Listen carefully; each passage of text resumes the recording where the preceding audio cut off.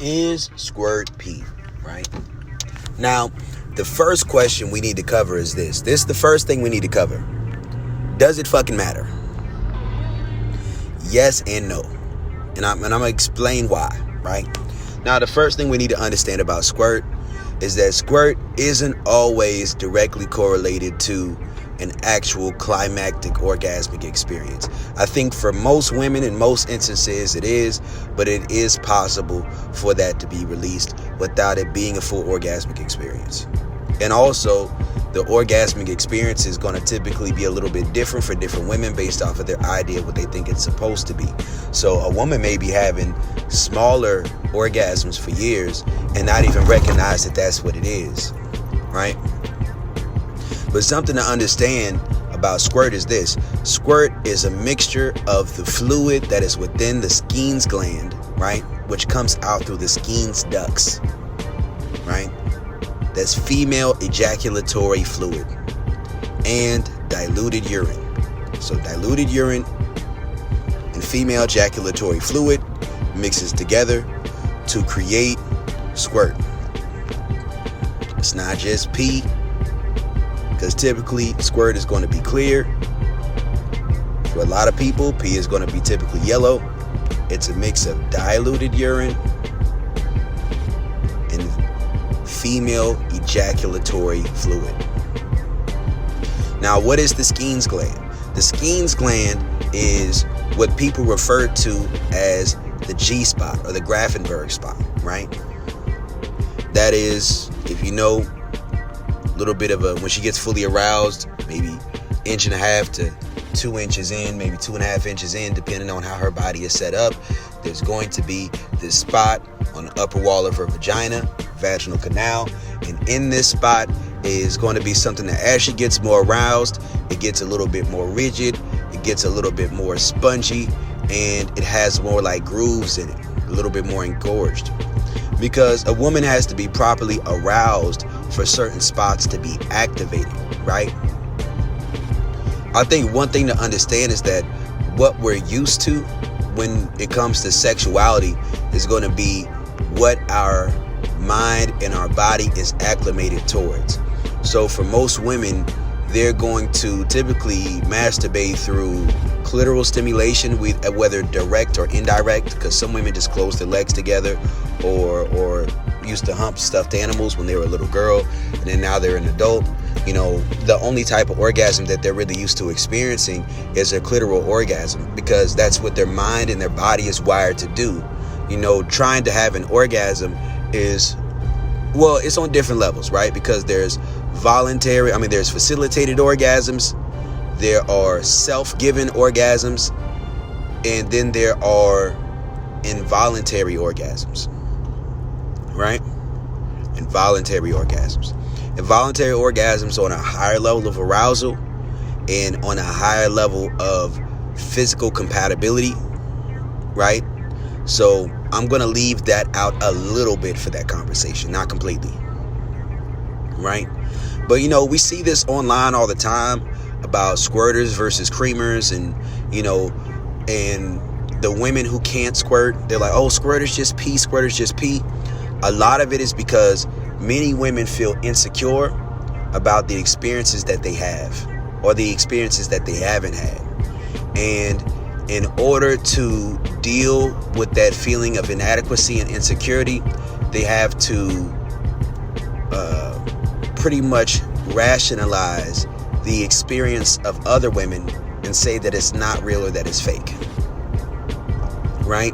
And we see this a lot with what I call the orgasm conspiracy, right? The orgasm conspiracy. You know, one thing that we have to also talk about is the fact that a lot of doctors and gynecologists are still debating about the existence of vaginal orgasms from penetration at all, about G-spots at all. They're still debating about these things. Like in the more sex positive community, or maybe sex positive has some overlap with other things. So I'm not going to necessarily say that, because there's that conspiracy it goes into that realm as well.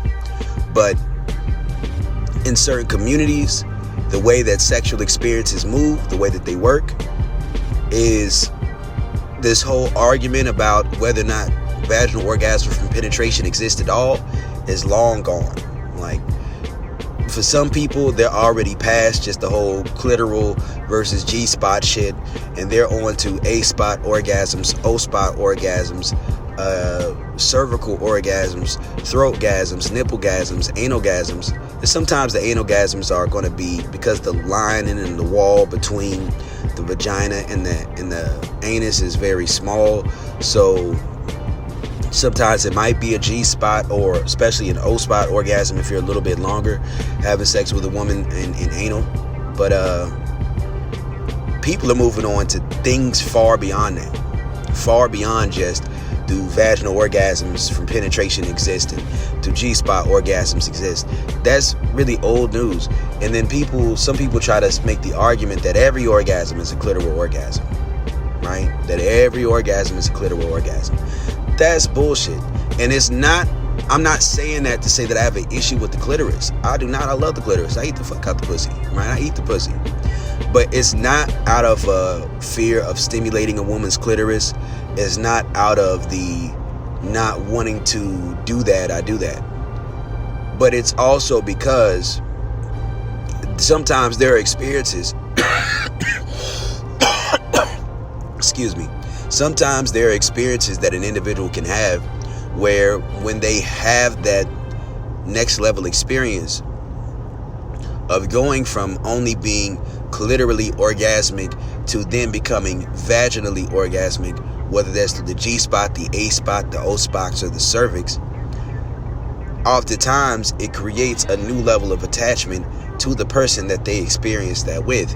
Not at all times, but especially in that stage where you just got out of a long-term relationship, right? Because I've been that guy on many occasions where I deal with a woman who's been in a long-term relationship for multiple years, and she's only ever had clitoral orgasms with the guy, right?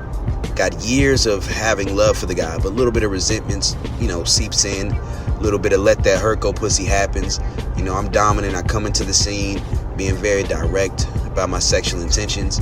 And just through the way that I'd run my dom game, it would seem like the moment that woman would experience those crygasms, especially multiple orgasms from penetration, squirting orgasms, or especially cervical orgasms, A-spot orgasms, multiples.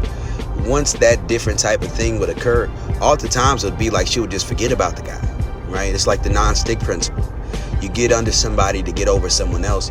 And those situations aren't always ones where they're irreparable. Those situations aren't always ones where there's nothing that could be done to resolve the issue. But once that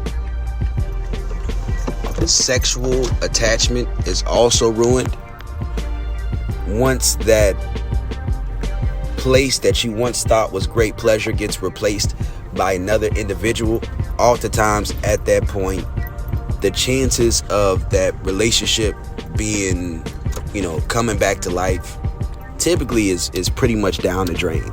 At that instance, the dude would have to be super over his ego, and the woman would have to be super in love and attached, and the dude who that great dick was attached to would have to be somebody who she just knew she could never be with, right?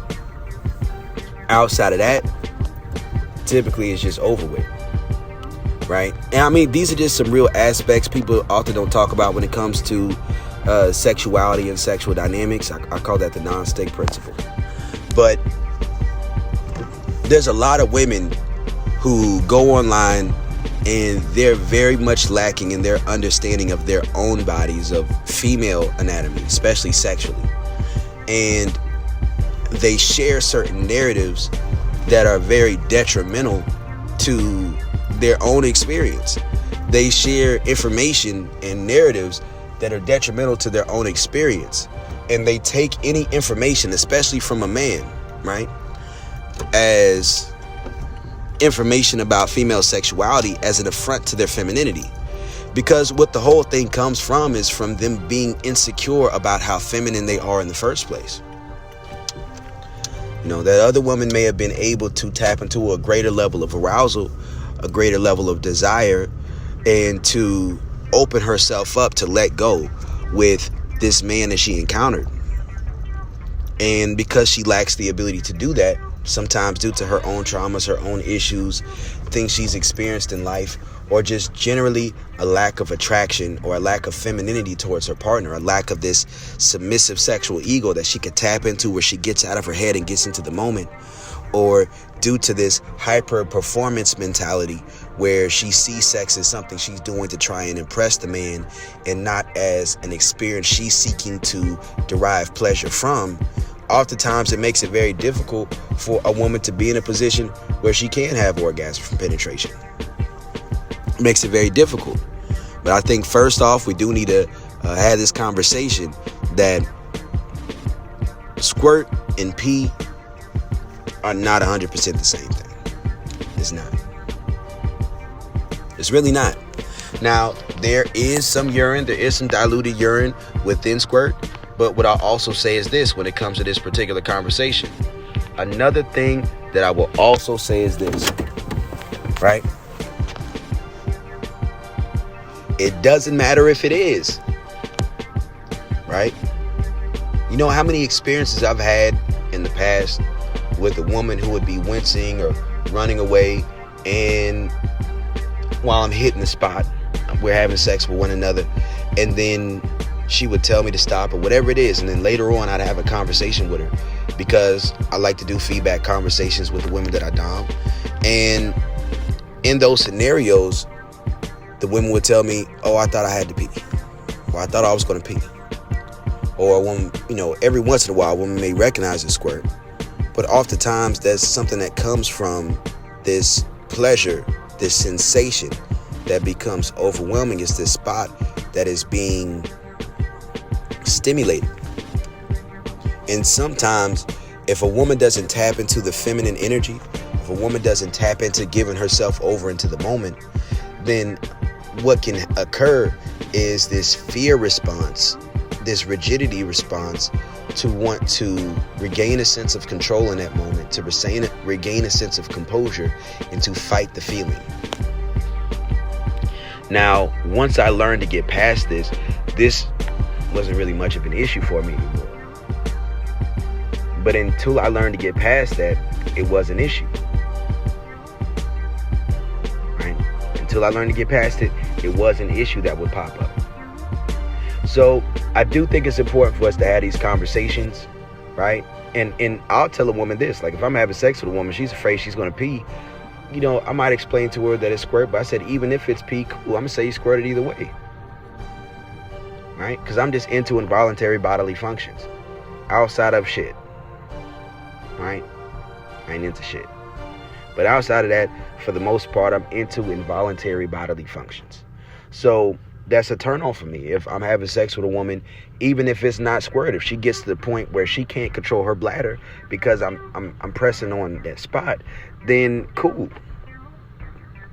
And oftentimes you have to explain it to a woman like that, because if her fear is embarrassment from releasing her bladder, then she will hold herself back once the stimulation gets to the point where she feels she's unable to control and contain herself. So if you let her know that it makes no difference to you whether it is or it isn't, then when she feels that way, she's not in a position to feel as if she gets so subconscious, so self-conscious, and then now she's holding herself back. Right? It's kind of like, imagine it's like this. If you're telling a woman, well, I'm cool with you squirting, but I don't want you to pee. Right? And then she gets close to that moment and she doesn't know which one it is, she's going to be more likely to hold herself back, especially if she's never had that experience. But if it doesn't matter to you, whatever it is, then whatever happens, happens. I've had conversations with women who some of their best sexual experiences ever have been squirting experiences. Right? Especially when they're hitting a wave, going into subspace, having multiples, and then they just start squirting in between there. That's a powerful experience for a lot of women. And I think women who lack the experience with that, they feel an internal feeling of lack sometimes if they don't have that. And sometimes I'm not going to really say that it's a matter of a woman's body not being built for it or she's not capable of doing it, because a lot of it is mental. A lot of it is energetic. A lot of it is about the arousal level. A lot of it is about the feeling of respect, of trust, of safety in that moment, and about letting yourself go, right? A lot of it may also be due to the physical compatibility and the skill set between her and her partner, right? She may need a particular shape, and if she doesn't have a particular shape or size with the penis of the man she's dealing with, then she may need a man who knows how to work angles, who knows how to catch the pace, who knows how to catch the rhythm, who knows how to hit certain strokes with the way that he thrusts his hips. They may need to put a pillow up under him. You know what I mean? And for some women, they're not going to be in the mental space to have the capacity to do it every single time. But for some women, it's like a woman can believe that she can't have a vaginal orgasm from penetration for years. She may convince herself or allow society and feminism and different things about sexuality to convince her that it is not real, right? And just learns to accept that and to endure a sex life that may not be as great as it has the capacity to be. Now, if her sex life is great, right? If to her, based off her previous experiences, her sex life is great and she's really enjoying the dick she's getting from the man that she's with, right? And she's not necessarily stepping out. And I know, listen, some people have polyamorous relationships. Some people have different types of relationship dynamics. Honestly, for me personally, I would not feel comfortable being in a poly relationship or really a committed relationship either with a woman who I lack the ability to give a vaginal orgasm for penetration. Honest, right? Now, what you have to understand with this is this. Like, that may change the way she feels about her man if she has that experience with another man. Now, if she's a strict monogamy oriented woman and she really enjoys the sex she's had with her man so far, then all right, cool. You can still take it further. There's always new levels to go to. There's always new experiences to have. Always, right? But at the same time, what we have to understand is that if this woman has never had a vaginal orgasm from penetration, and then at times she struggles with her libido when it comes to her desire to have sex with her man, then maybe the lack of that level of a sexual reward, not the emotional security or the emotional validation or the social validation or the financial investment or the cuddling or the intimacy, no, a purely sexual reward for having sex. Maybe the lack of that may play a part in her lack of libido with her man, her lack of desire to engage, which can eventually put a wedge between her and her man, because when he doesn't feel desired, he doesn't feel wanted, or she feels like sex is a chore, that's going to kill his desire to be intimate with her because his ego doesn't feel safe with her. And we have to understand that everybody has an ego, right? Everybody has an ego. And there's different ways you can orient your ego so that it can be more beneficial towards your lifestyle and your situation. You can orient and shift certain things within your ego, but it has to be within the realm of what feels real and realistic to you. So one man's ego at first when he's young could be, I want to have sex with the most amount of women I possibly can. That's what orients his ego, because the ego is a social survival instinct. That's something that causes him to feel as if he is being competent, as if he is being dominant in his space, as if just competence, that he's doing what he's supposed to be doing, that he's making positive progression. Now, as a man matures, depending on what lifestyle he wants, especially if he wants to be a married man, then if you are in a position where you're in a monogamous relationship, orienting your ego, or your ego being oriented towards having sex with a lot of women, being what strokes your ego, can put you in a position where you will never truly be happy. But if you orient your ego towards how far you can take the woman that you're with, then that's better. That's better. There's something a little bit more controllable. But it has to be a woman who's receptive enough to you to receive the dominance that you're trying to give to her, to receive the pleasure and the experiences that you're trying to share with her. Because if not, then eventually you're going to find it elsewhere, or you're going to leave. Right? You're going to find it elsewhere, you're going to leave.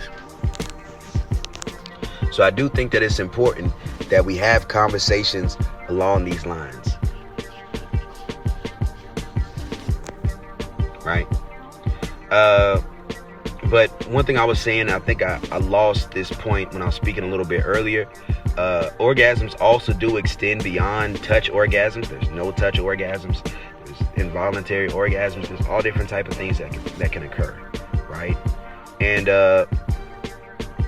like there's the vagus nerve when it comes to like throat gasms, but then there's also just getting so aroused that it creates an indirect level of involuntary contractions within your PC muscles, within your genitals, that can cause you to have an orgasm through how aroused you are. But then there's also sometimes certain spots and certain nerves that are connected to different places. Like, I believe it's both the cervix and the throat that are attached to the vagus nerve. And I believe that plays a part sometimes in crying orgasms. So I believe it's in between the A spot and the cervix, or just the cervix, but then there's also in the throat. Like, have you ever seen that old flick from back in the day called Deep Throat with Linda Lovelace? I think she came back and spoke negatively about it later, but one of the premises in that movie was that her G-spot was in her throat. And I know some people will look at that and say it's just porn, but the truth is this, is that the vagus nerve being connected up through the throat, if a woman's able to fully open up and be receptive to throat stimulation, then a lot of women can get to the point of having throat gasms. And when there is a directly sexual reward connected to the sexual things that your partner desires that they want to do on a consistent basis, that is something that can make it much easier to sustain the type of activities that you and your partner want to take part in. And also, let me not forget to talk about what creamers are, right? Now, there's female ejaculatory fluid, right? That comes from the Squirt gland. There's also just the general wetness that comes with a vagina. Now, one thing to understand about creamers is that sometimes it's just a woman who's very frothy because she's ovulating, right? One of the best ways to tell that a woman is ovulating, in my experience, and maybe this isn't true 100% of the time, but in my experience, I might be having sex with a woman and I can often tell she's ovulating before she could tell she's ovulating, because when I see the consistency of her vaginal secretions becoming much more thick, having more of a whiter color and being more frothy, like, to me, I tell jokes about it, right? It's just like, let's say you got a t-shirt on and you having sex with your t-shirt on. Like, oh, somebody say, why would you do that, man? Sometimes you're in a jiffy, right? But you have sex with her with your t-shirt on, especially a black tee, and then you look at your t-shirt and it looks like you went and got Krispy Kremes earlier that day. Or let's say it's a matter of saying that the cream, when a woman is ovulating, it's kind of like the, how do I put it, the foam at the top of a Starbucks coffee, right? So that's a simpler way of putting it. It is. It's a funny way of putting it, but that's what I like to say. So you also got to understand that as well. That sometimes that creamer thing is just mainly a matter of a woman who is near the part of her cycle where she's ovulating. She's most likely to get pregnant. Vaginal secretions are a lot more thick, and she's going to be wetter, and she's going to be more aroused that night. But a woman can have vaginal orgasm penetration without creaming, and she can cream without having a vaginal orgasm penetration. They are not one and the same. And they're probably less of a matter of being one and the same than squirting is, right? Because squirting is something that can happen without that same feeling of an orgasm a woman can have from an orgasm. There are some women who probably squirt and think it's not an orgasm because their idea of an orgasm is more so related to their clitoris, and let's say that their clitoris has more powerful orgasms than they're having vaginally, then they may think that the feeling that they're getting during sex that may create squirting is not an orgasm when it may actually be one, right? And then some people make that argument about climaxing versus orgasm, or nutting versus orgasm, and all those different things. I'm not trying to get too heavy into that. But there are different levels of orgasms. There are different levels. But squirting and creaming, squirting is probably more accurate of a depiction of a woman having an orgasm than creaming is.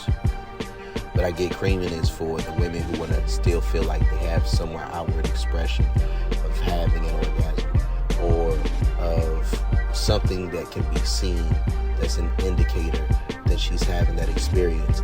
And with a lot of people being into squirt, there's this feeling of insecurity that can come up, this feeling of inadequacy, and then to project that inadequacy onto the squirters by just calling it pee. When there is diluted urine in it, but it also has female ejaculatory fluids in it, liquids that come from the Skene's gland, which come from the Skene's ducts, which come from the Skene's gland. And if you don't know what the Skene's ducts are, those are on the vagina. It's not the urethra. It is two holes on the side, inside of, like with the vulva, right? It's below the clitoris and surround that area. So that's what the Skene's ducts are, right? And they wouldn't be there if they're there for a reason. Fluid comes out of there, right? So this is just the creamer portion of this video, right? So there's a bunch of different things that go along with these things. It's a bunch of different things that go along with it. But for the most part, this video is about squirters versus creamers, and is squirt pee. It's Coach Brody. I'm out.